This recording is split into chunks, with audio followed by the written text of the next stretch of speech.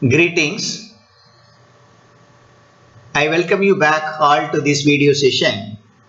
I know this video session will help you to write university examination very comfortably.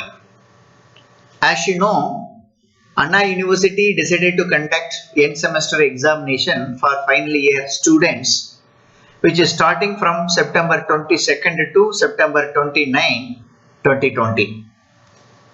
And this online examination consists of MCQs, announcement already made. So that's the reason why I would like to help my students and the children to perform better at the university examination. The prime objective of this video is to help my students for getting very good mark. In my previous video, I launched focusing first unit of multi-core architectures and programming languages. So in this unit, I focus the second unit. So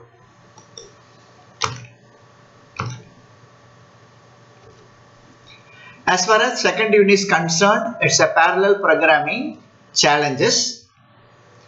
And this unit, focusing the performances, scalability, synchronization, and data sharing, and like this. This is the second unit topic. And the performances and scalability already discussed in our first unit. So in the second unit, I would like to focus these keywords. And based on the keywords, I coined some MCQ questions. I would like to explain that also.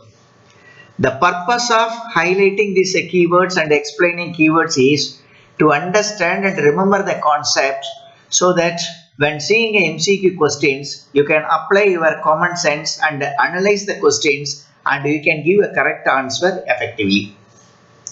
So these are the keywords, and some more keywords also there. And these keywords I have shown here. So I would like to explain each keywords one by one, and after that we will focus MCQ questions. So the first keyword of this second unit is data race. So data race is nothing but when two or more threads in a single process access the same memory location at the same time. That is called concurrently. If more than one processes or threads accessing the same memory, then race condition will occur. Let us consider this diagram. You can easily understand. So this is the memory, the shared memory. This memory is going to access by thread 1 and thread 2. So for thread 1 and thread 2, this is the common memory. And the thread 1 trying to write x equal to 3 onto this memory. And at the same time, thread 2 trying to write x equal to 7 on the same memory. So two different threads, same variable, same process, trying to store on the same memory location at the same time. That's a very important one. So that is more than one threads in a single process access the same memory at the same time. Then this is the race condition. So that is at the same time, a particular memory cannot be supported more than one processes to access a variable like this. So this is a race condition. So this is a major problem. The problem can be solved with the supporting concept. I will explain later. So the next concept is called as the mutual exclusion. So this is another important keyword. So here the mutual exclusion is, so this is the best mechanism to make sure that if one process is using a shared memory for accessing a data, then all other processes should not be permitted to access the same memory. So I explained to you race condition. So according to race condition, both the threads can access the shared memory. But if we have the mutual exclusion, if thread 1 is trying to access, if thread 1 is permitted, then thread 2 won't be permitted. That is mutual exclusion. In other words, if the first process completes its task then the second task which is waiting for the memory can be allowed. So till completing the first thread task, the second thread won't be permitted. So the mechanism ensures that no two processes accessing the same memory at the same time.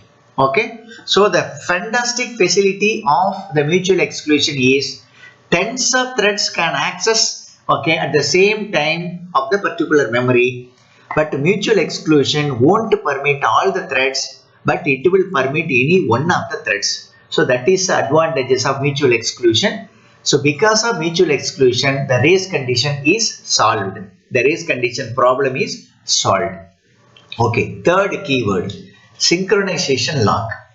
So synchronization lock or the mutex lock is associated with mutual exclusion.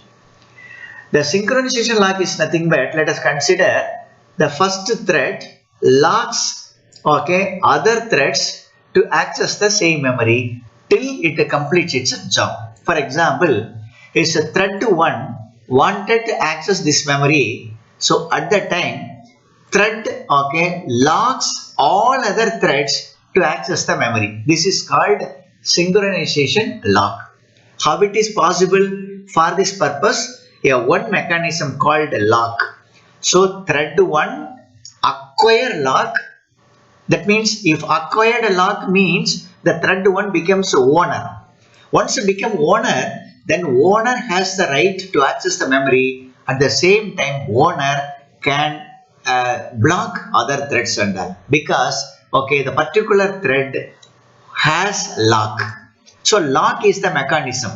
Which thread possess the lock, then that thread becomes owner. Okay, so this idea is called synchronization lock. How long it will valid? Till the thread 1 holds the lock, thread 1 can access the memory. Once the thread 1 complete its job, then thread 1 release the lock, then that lock can access by thread 2 and can get the permission to access the memory. So idea under the synchronization lock is there. As long as a particular thread holds the lock, that thread has the rights to access the memory, at the same time rights to block all other threads. This is called synchronization lock, or it is also called as mutex locks. Okay, next one is the contended mutex. Contended mutex is very simple.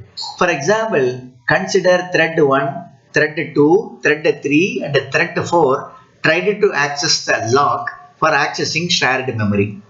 Okay, so 4 threads trying to access the lock. Okay, because the lock is required to access the main memory. At that time, imagine that if thread 1 wins and acquire the lock, then who is the owner? Okay, thread 1 is the owner. Okay, how long thread 1 can access the memory? As long as the thread 1 possesses the lock, it has the permission. That concept is called contended mutex. So contended mutex means the particular thread contended lock for accessing the memory. So that is called contended mutex. Okay, so it's a very important one. Okay, next one is the critical region. So critical region is nothing but it's very simple. The critical region, see the diagram, you can understand. This yellow colored area is called the critical region.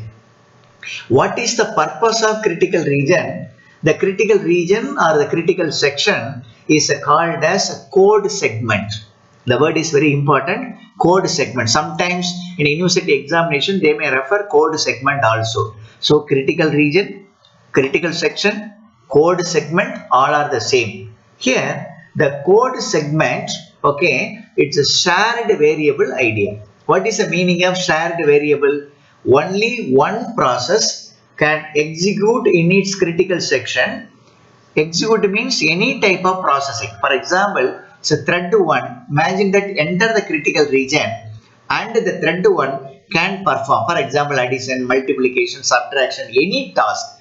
But any execution will be happened inside this, what is called the critical region. Okay, that is called code segment. Okay, so the critical region is the area, is the code segment area where all computations can be performed. See the diagram. The project 1, this is a diagram. So project 1 wanted to execute. So project 1 is enter. Imagine that for entering this critical region, project 1 hold lock and then enter, and all the task and all happening. After task, it leave the critical section. So when leaving a critical section, it left what is called a lock also. That means it released lock also. Okay, now the process 1 or the project 1 released the lock. Once the lock is released, that lock can hold by any other thread. For example, now the project 2 holds the locks and entering, and it is going like this. So the critical section is used to execute the task. This is a location where computation is possible. Okay, so that is called critical section or critical region or code segment. Next one is called spin locks. So spin lock is a major issue. So for example, consider thread 1, thread 2, 3 and 4 tried to access a lock for accessing shared memory. And if thread 1 wins to acquire lock, then thread 1 acquired ownership. Am I correct? Because thread 1 holds the lock, so that thread 1 becomes owner. At the same time, what about thread 2, 3 and 4 and all? Because it doesn't have lock, so that it's waiting. It won't wait simply. It always checking whether the lock is released by thread 1 or not. Okay. So when thread 1 executing the task, other threads, okay, continuously will check whether the lock is released by thread 1 or not. That means that checking, but that is not a useful checking. Useful checking means those threads not doing any job other than checking whether the lock is freed by thread 1 or not. This task is a useless task. Reason because those threads not doing any task. Only the task is it is verifying whether lock is freed or not. So this is called spin lock. Spin lock means it is a looping iteration. The threads continuously checking whether the lock is released by a particular thread or not. So that no useful task, it is a useless task is doing by threads. Okay, this is called spin lock. So this is also called as busy waiting. Sometimes it is called busy waiting also. Okay, so you can understand what is spin lock. Okay, and next one is semaphore. So what is semaphore? So it is a very good concept. Reason because till now we discussed race condition and mutex or mutual exclusion, and you know what is the problem of spin lock and like this. Okay, so all these problems are solved with the help of semaphore. So semaphore is an integer variable. Simply speaking, it is an integer variable. It will have one argument. The argument is called s. Reason because semaphore s starts, so that the argument is s. Okay, it will hold some value. The value is 0 or negative or 1. Okay, if the value is 0 or negative, the meaning is that okay, it is a wait status. As long as the argument s holds 0 or negative, then no operation will be performed. Meaning is it is under wait state. When s becomes 1, that is called signal. S becomes 1, then it started to work. Okay, so this is the idea semaphore. So semaphore logic is very simple. S value is 0 or negative, okay, under wait status. If S becomes 1, okay, it will execute. So because of the semaphore, okay, the busy, what is called waiting problem is solved. The spin lock problem is solved. So that's the reason why the semaphore is a very good concept. See here. Okay, semaphore, okay, if s is equal to 0 or that is minus, that means s is less than 0, that means negative. If the condition is becomes, okay, then it is the wait status. You know very well, if s is equal to 1 means it will execute, otherwise under the wait state only. Okay, in otherwise, okay, if that means positive means, okay, the signal will be executed. That means if s equal to 1, the signal will be executed. If here weight of 1 means it will come down here, see this colon here, so that because of this colon, okay, only this loop will be tested, if the condition won't go here. You know that is a programming concept, I am not focusing much. So semaphore, if s equal to 0 or negative, under wait status. If s equal to 1, then what is called signaling. Signaling means it's a process is wait access. So the semaphore solve the problem of, okay, what, busy wait as well as spin lock. Okay. And the next concept is called as readers write lock, or it is also called as multiple reader lock. So what is readers write lock? So in this operating system, if more threads can read any number of data at the same time. So that is advantages of operating system.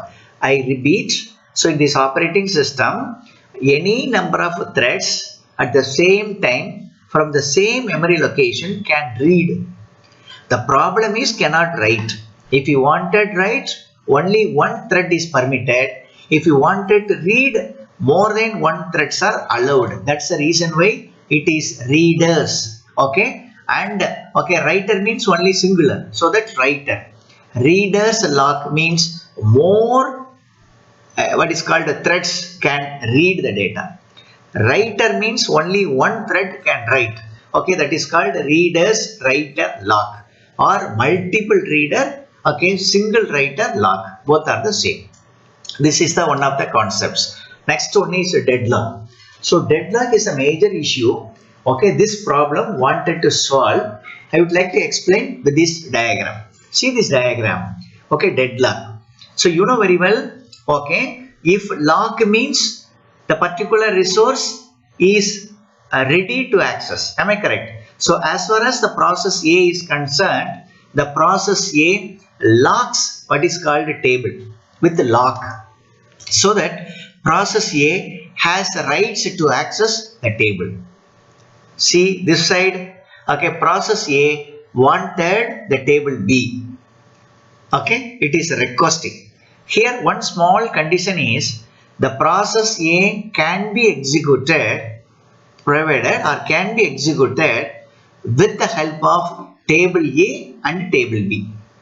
According to this condition, process A has the rights to access the table A, but no rights to access the table B. So that process A cannot be executed. When the process A can be executed, process A wanted table B. That means process A wanted to lock table B. So have in your mind. Similarly, come this side. As far as process B is concerned, okay, process B locks table B, so that the process can access the table B. At the same time, the condition is if you wanted to execute the process B needs table A as well as a table B. But the process B locks a table A. That means table B can be accessed, but table A cannot be accessed. Reason because it is a requesting. So process A also cannot be executed, because as far as process A concerned, table B is required. It is requesting, which is locked by process B, so that as long as process B locks table B, the table B cannot be accessed by process A. So that this is the one deadlock condition. Similarly, come other side. Process A locks table A, okay, but the table A is needed to process B for execution. That also not possible. So process A also cannot be executed. Process B also cannot be executed. So under this condition, process A holds one table and process B holds another table, and without executing it is a locking. So that is called deadlock. So deadlock is the major issue. This problem wanted to solve, we have a mechanisms. Mechanism means what? So any one of the process, okay, the lock should be released. For example, so we can use one mechanism to clear this lock. Then, okay, once cleared means, okay, the process B lost its control, so that process A can access and both the tables can access by process A, so that execution will be started. So it's a simple mechanism. That means a reactive mechanism. So deadlock problem can be solved with a reactive mechanism. Okay, so deadlock is very important. Livelock also the same mechanism. The mechanism is simple. Livelock and deadlock are the same, but only the difference is deadlock. According to deadlock, see the diagram. Process A locks the table A and request table B. If it is a livelock, it's opposite.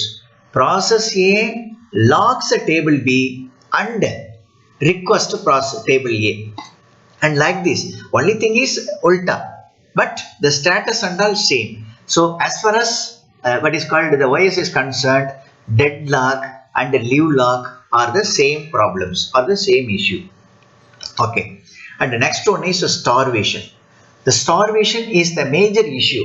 The reason because, so actually for example, if the one process has the highest priority, access a particular resources, then the same resource cannot be accessed by low priority task. Okay, that is called starvation. So let us consider one example with this diagram. You can understand. For example, see this diagram, thread 1 and thread 2. Let us consider for understanding purpose, thread 1 has the highest priority and thread 2 has the lowest priority. Okay, so under this condition, if thread 1 has the highest priority, it holds the lock and accessing the memory. At that time, what about thread 2? As thread 2 has the lowest priority, it has to wait till thread 1 releases lock. For example, thread 1 holds the lock for 100 hours.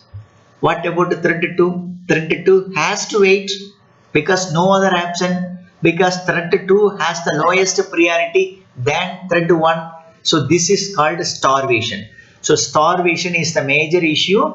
That problem wanted to solve, we have a mechanism. Okay, and other one is called pipe.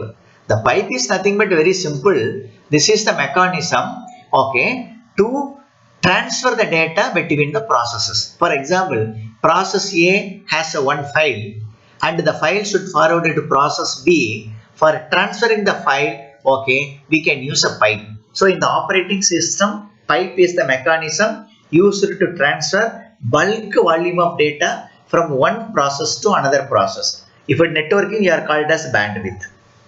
Networking we will call bandwidth. Means, okay, large volume of bits packets can transfer from one location to another location. The same scenario here. In the operating system, okay, the bandwidth is called pipe. So like this, different technologies and all we discussed. So these keywords are very important. Okay, it is focused in unit 2. I hope my dear students, children understood all the concept. If you have any doubt, okay, please watch this video again to understand the concept. With this idea, I would like to discuss certain what is called MCQ questions. So the MCQ questions, so I told you already, so that is a 25 questions identified for each unit. I am expecting among the 25 questions, most probably at least 10 to 15 questions we can expect from university examinations. So that once my children watched this video and understood the concept, I hope, okay, students will get a very good mark. Okay, we will straight away focus MCQ questions. The first question is, okay, first read the question. A situation where several processes access and manipulate the same data concurrently. The word is very important. The more number of processes, okay, several processes and okay, that is manipulate, that means processing the same data concurrently. That means more processes, same memory, same time. So that is a problem. Okay, under these conditions, the outcome of execution depends on what status? Okay, you know very well. Okay, more processes accessing the same shared memory at the same time. You know what is the problem? The problem is race condition. Already I explained to you. Okay. And the next question, the segment of code in which the process may change common variable. That means the segment of code means I already told you there the location to execute the data. So what is called? That is called critical section. So critical section is nothing but code segment or the segment of code. It is used to execute the data. I already explained to you. Okay. Third question. Which of the following conditions must be satisfied to solve the critical section problem? Okay, so the critical section problem, okay, you know very well what is a critical section. The critical section is the area where wanted to execute the data. So the process should go. So for this purpose, mutual exclusion is required. Okay, progress is required. Bounded waiting also required. Reason because, okay, if one task is executing and the remaining task has to wait, so that's the reason why bounded waiting, and the execution should be progressed, and mutual exclusion is required. You know what is mutual exclusion? One process permitted, one thread permitted, other threads should not be permitted. That's the reason why mutual exclusion is required. So therefore, the conditions, okay, satisfied for critical section problem. That means for execution, we needed mutual exclusion, progress, and bounded waiting. That's the reason why, okay, the fourth, okay, is the correct answer. All the mentioned above. Okay. So fourth question, okay, the concurrent access to the shared data. You know very well what is a concurrent, isn't it? So concurrent means at the same time, okay, if accessing a data, what will happen? Race condition. Here no answer is associated to race condition. Okay, data consistency is different, data insecurity is different, data inconsistency different. Concurrent access to shared data means race condition. No race condition is given in this answer, so that the correct answer is none of the mentioned above. Okay. Next one is the mutual exclusion. You know very well what is a mutual exclusion.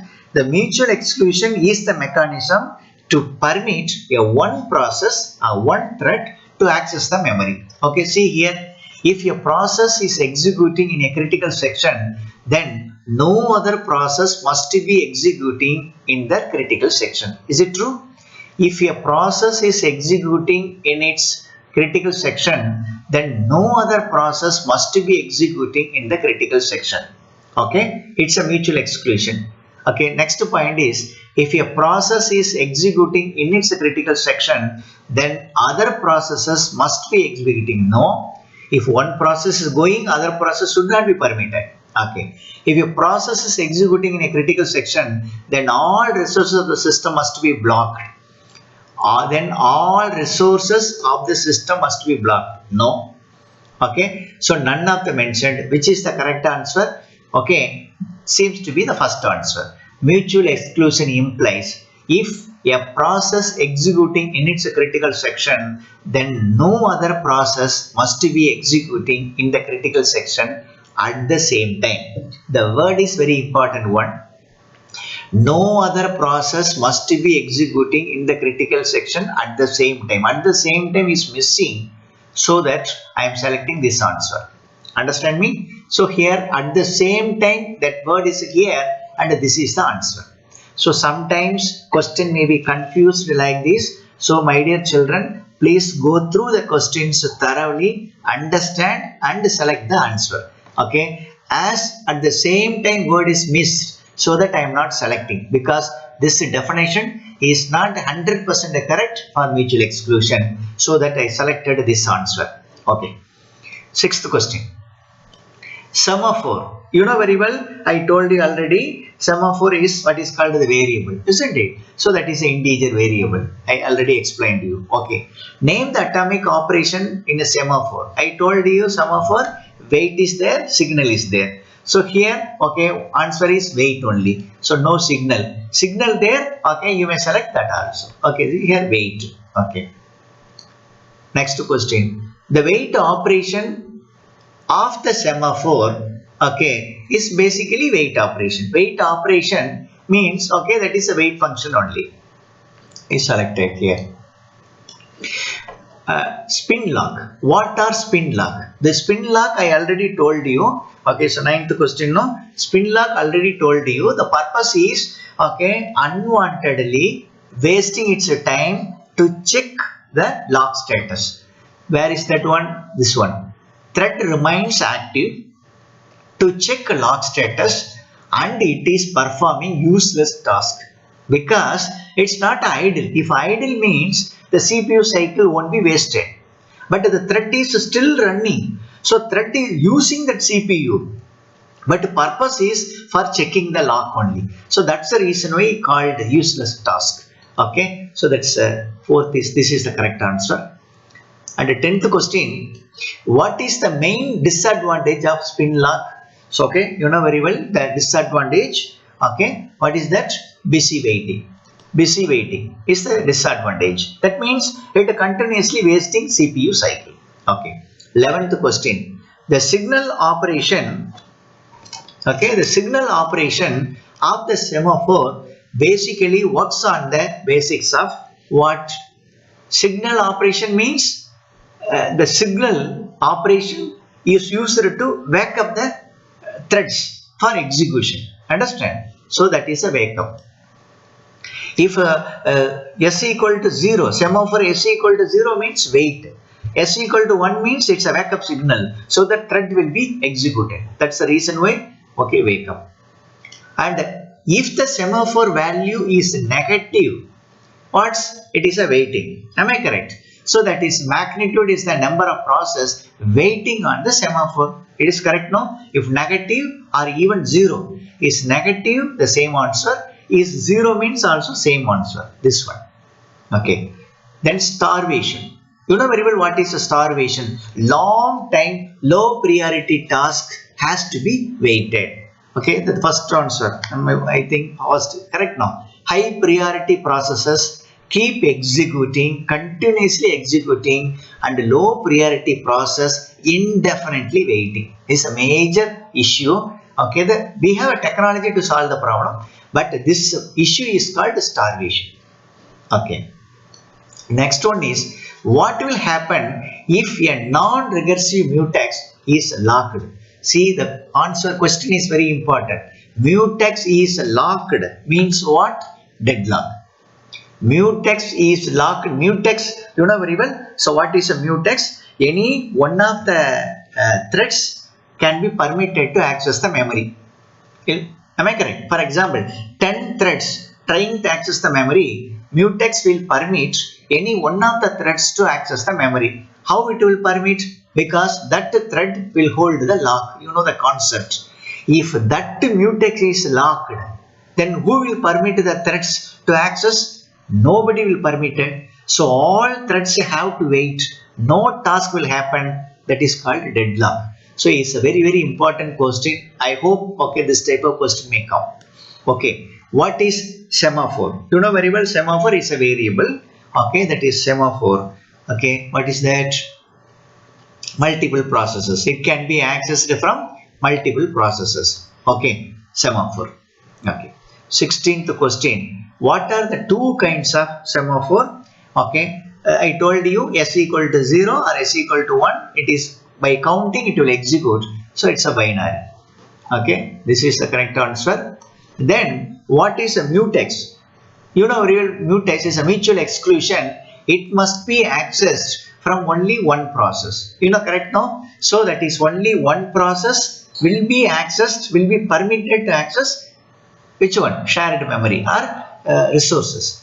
So mutex is this the correct answer. Okay. 18th. A binary semaphore is a semaphore with the integer values. Okay. A binary semaphore means 0 or 1. Both are binary values. Here only one is available, so that I am selecting this one. If 0 is there, we can select 0 also. Okay. 19th question. So, just my learners, children wanted to understand this type of complicated question also may come. Not a complicated, but it seems to be complicated. So, read the question, you can understand. The following pair of process A and process B. share a common variable x. Okay, x equal to 5 initially. Then sequential execution, and not only that, process A and process B will call at any order. This word is very important one. Sequential execution. So process A, process B. Then after that, if you are calling process A, then okay, A1 is the one of the threads, A2 thread, then B1 thread, B2 thread, and like this, okay, can access. So any order. So that's the reason why, okay, first process A can call, then after that A1 can be executed, then A2, or A2 can be executed, then A1. Similarly, process B can be called first. At that time, B1 can execute first, then B2, or B2 can be executed first, then B1. So any order.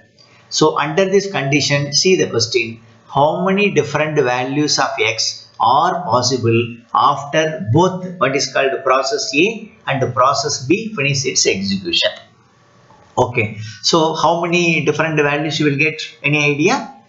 Here, any sequence. So I give the sequence, please understand. Okay, A1, A2, B1, B2. One sequence. A1, A2, B2, B1. Second sequence. Now I am coming back. B1, B2, A1, A2. Third choice. B1, B2, A2, A1 is the fourth choice. So the four combinations there, no. So that's the reason why, okay, 4 different values of x we will get. 4 answer is here. Yes, 4. So that this is the correct answer. Okay. Similarly, the another question. Okay. The program follows to use a shared binary semaphore. It's okay. T equal to 0 and x equal to 5. As far as, okay, here, okay, x equal to 5 and t equal to 0. T equal to 0 means it is a signaling. Signal is 0. That means waiting. So these two tasks won't be executed. Okay. And the question is, okay, how many different values of x are possible after both processes finish execution? How many possible? Because only one time it is executing. At the time, okay, now what's x value is 5. So 5 into 2, 10 is stored in y. Then the 10 value is stored in x. Now x value is 10. Then after that, okay, x equal to 10. Then 11 is stored in z. Then exit. So how many times x value is changed? Only one time. Now x value is 10. So only 1. The answer is, for 20th question, answer is 1. Okay. Similarly, we can proceed. We would like to speed up. Semaphores are mostly used to implement. So for what purpose? IPC. Because I have shown the diagram. So IPC means, okay, inter-process communication. That means process A and process B. I have shown the diagram and presentation. You could understand. Okay, two processes A and B interconnected with a pipe. Then process A send the communication to process B, or process B can send the communication to process A. That is called IPC communication. So semaphore are mostly used, okay, for IPC communication. Okay. Next question. Spin locks are intended to provide, what is the purpose? Bounded waiting. Delay or busy wait, you know very well, it's a major issue. Major drawback in the operating system, especially in the multi-core programming concept, distributed system. This is a major issue. And okay, 23rd question. So multiple processes are permitted to concurrently acquire readers, writer, lock. See, I already explained to you readers, writer, lock. That means more threads can read and only one thread can write. That's the reason why readers, writer, lock. Okay. So, but only one process may acquire the lock. If only one process acquire the lock means what? Writing purpose. So that's the reason why is writer. Reader means not one, many. Okay. 24th question. Okay, if deadlock occurs frequently, the deduction algorithm must be invoked frequently.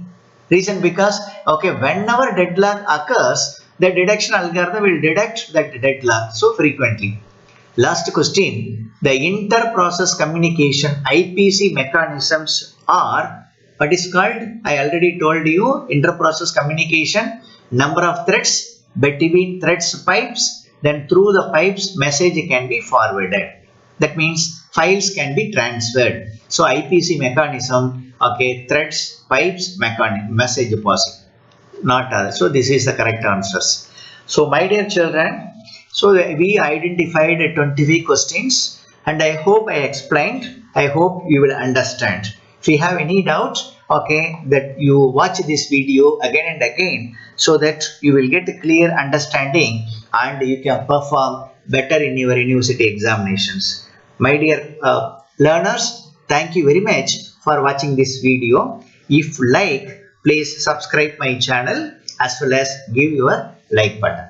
Thank you very much. All the best. So tomorrow I will launch that video for third unit. Thank you. Bye.